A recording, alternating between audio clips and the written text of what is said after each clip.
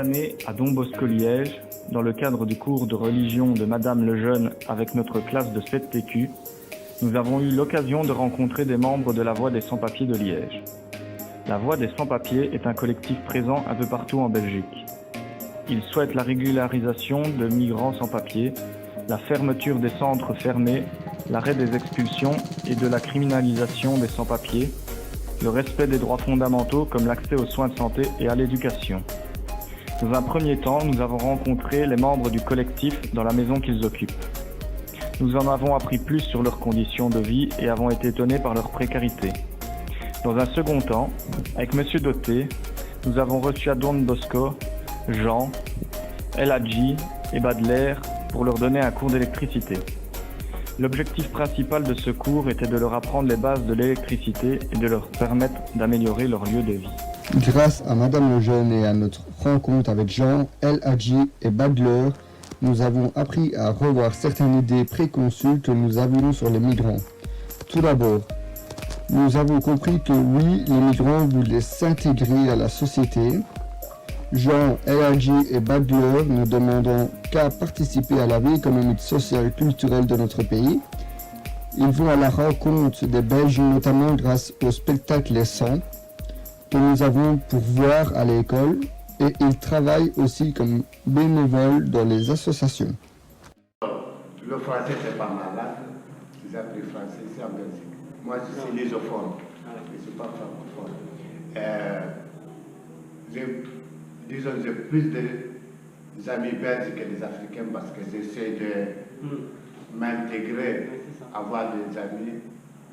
J'ai beaucoup d'amis belges parce que je faisais beaucoup de bénévoles, soit à la Croix-Rouge ou faire des lavages. Je faisais des petits marathons, soit 5 km, 10 km, 15 km, ou à 25 à 20 km, ça c'est avec ça, tout ça se fait avec des ASBL belges, des fois qui accompagnent ceux qui ont en difficulté, soit c'est difficile parce que parfois tu n'as pas la langue, tu ne peux pas faire le contact.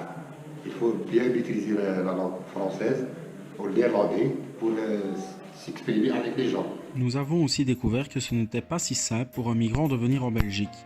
Tout d'abord, les migrants que nous avons rencontrés ne sont pas venus ici par gaieté de cœur, mais parce qu'ils n'étaient plus en sécurité dans leur pays. La majorité des migrants qui demandent l'asile en Belgique sont en effet originaires de pays en guerre.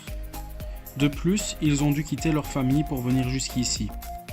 En outre, le voyage pour venir en Belgique est long et dangereux. De nombreux migrants meurent en chemin. Ensuite, lorsqu'ils arrivent en Belgique, les migrants doivent suivre une procédure compliquée pour bénéficier de papiers et des droits fondamentaux, comme l'accès aux soins de santé et à l'éducation.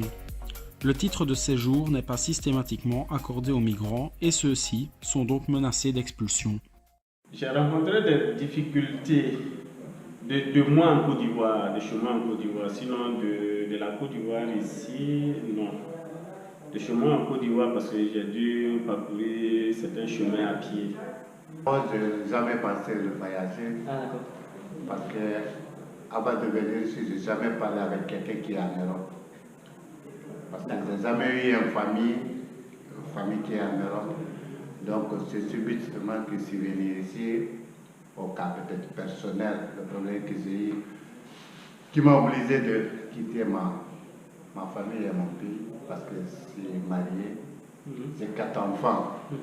Donc mon souhait était rester avec ma famille, même ma petite fille que j'avais laissée 1 an, maintenant elle a 11 ans. Presque 12 ans maintenant, voilà. Moi, lorsque je suis venu, c'était un peu difficile. Moi, je suis ici depuis 5 ans en Belgique, je suis venu en 2015.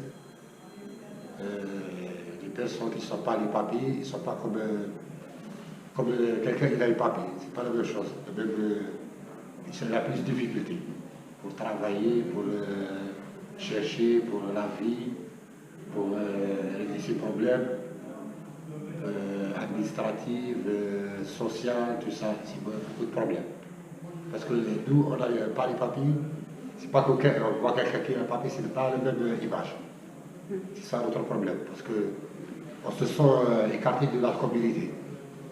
Parce qu'on se sent seul, Il n'a pas, on n'a pas le droit de travailler, on n'a pas le droit de chercher travail, formation, aller à l'école par exemple. En tout cas, le domaine de quelqu'un qui sans papier, il n'a rien. Il n'a pas le droit, tous les droits, comme quelqu'un qui n'a papier. Et parce que parfois, les gens se sentent comme illibérés. On n'a pas les droits comme les humains. C'est comme ça. Grâce à cette expérience, nous nous sommes rendus compte que les migrants ne viennent pas pour profiter de notre système et prendre notre travail. Comme nous l'avons déjà expliqué, bien souvent l'immigration est motivée par la guerre, pas par l'envie de profiter du pays d'accueil.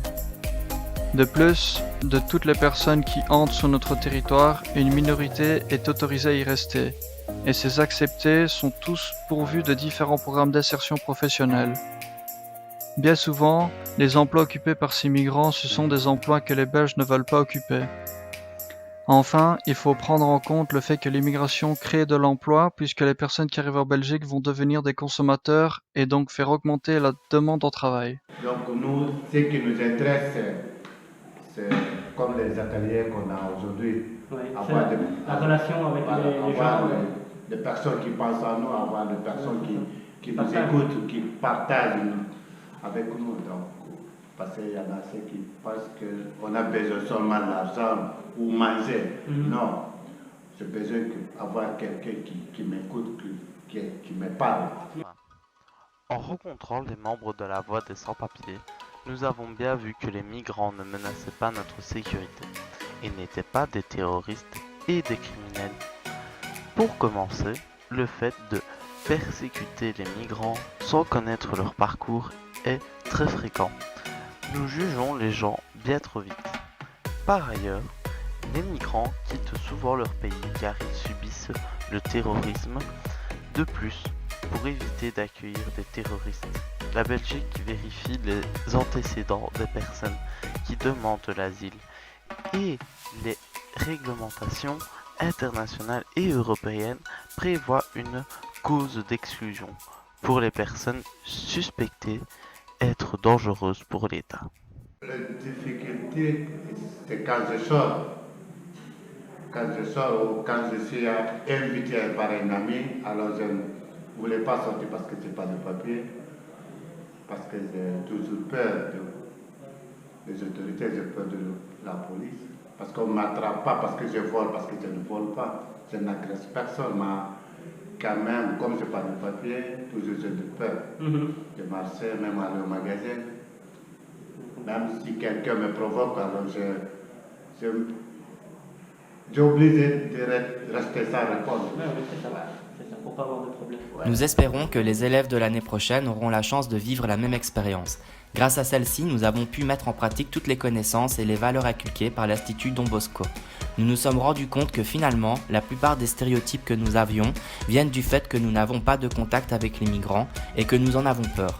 Nous devrions considérer les migrants comme des prochains et non pas comme des étrangers.